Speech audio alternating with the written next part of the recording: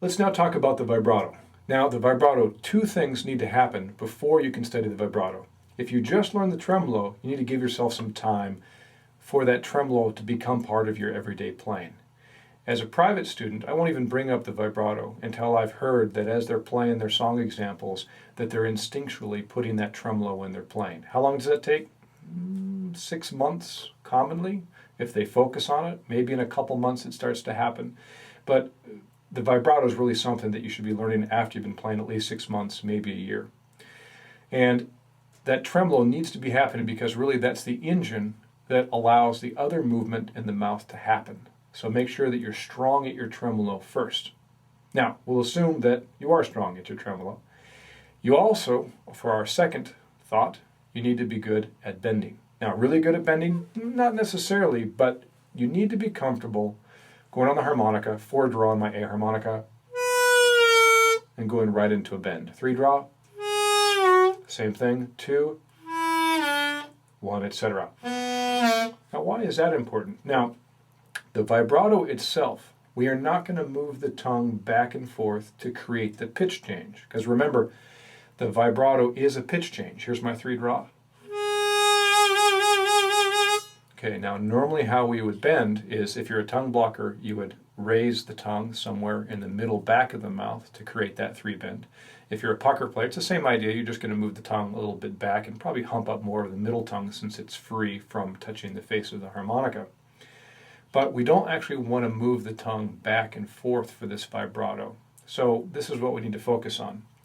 One, if you're already good at bending what your body has already figured out, you haven't had to think about this, but for efficiency's sake, your body has already figured out how to tune your mouth to the pitch of the reed you're playing. So example, go to the 4 draw, get ready to bend it, but don't bend it. Play 4 draw.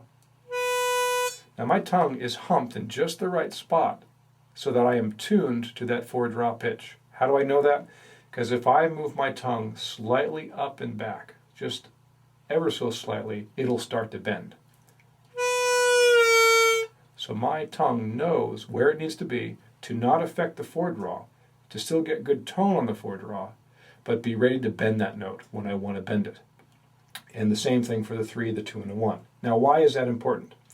Well, number one, when you're bending, you want to be relaxed. If you feel that the auxiliary muscles are getting involved in the bending process, then you're doing it wrong. You need to focus on trusting that your bending skills are strong enough to just remind yourself that, okay, it's not about tension and really tightening up those auxiliary muscles.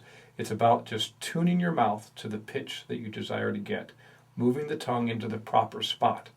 So it's a good practice to do for a while. It's just work on your bending with not a lot of tension in the mouth.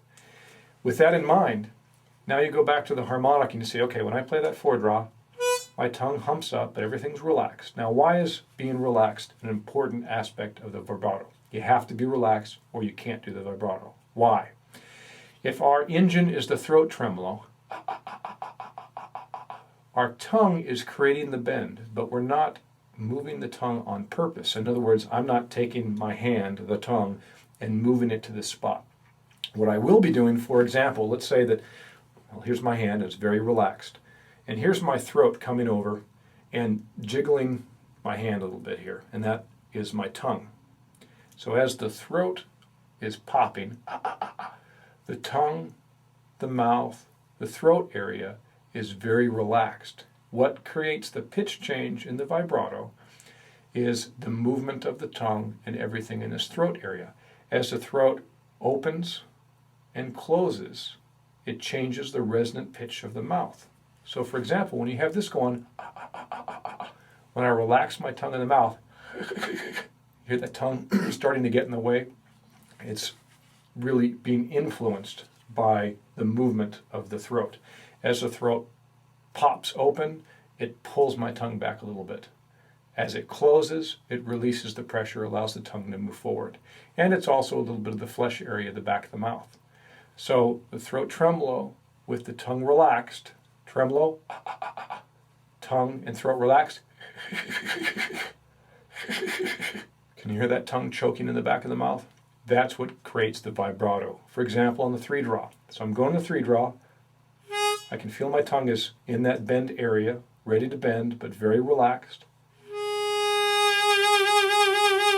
Then I start my tremolo.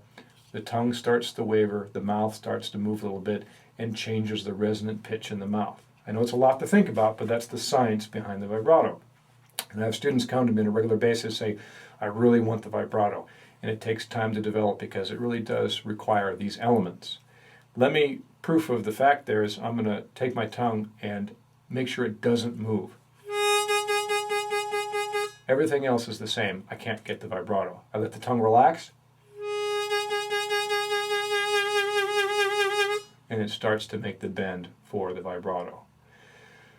All right, so let's practice that on the 4 draw. Get your tongue ready to bend for the 4. Actually, go ahead and bend it for a minute. Right when you release the 4, now any movement in the mouth will cause that 4 draw to bend. Here we go. 3 draw. Get that tongue into place, relax it. 2 draw. Relax it. Need to be a little bit more open for that, right? And the 1 draw. Doesn't matter whether you're tongue blocking or puckering, it's the same concept behind this vibrato.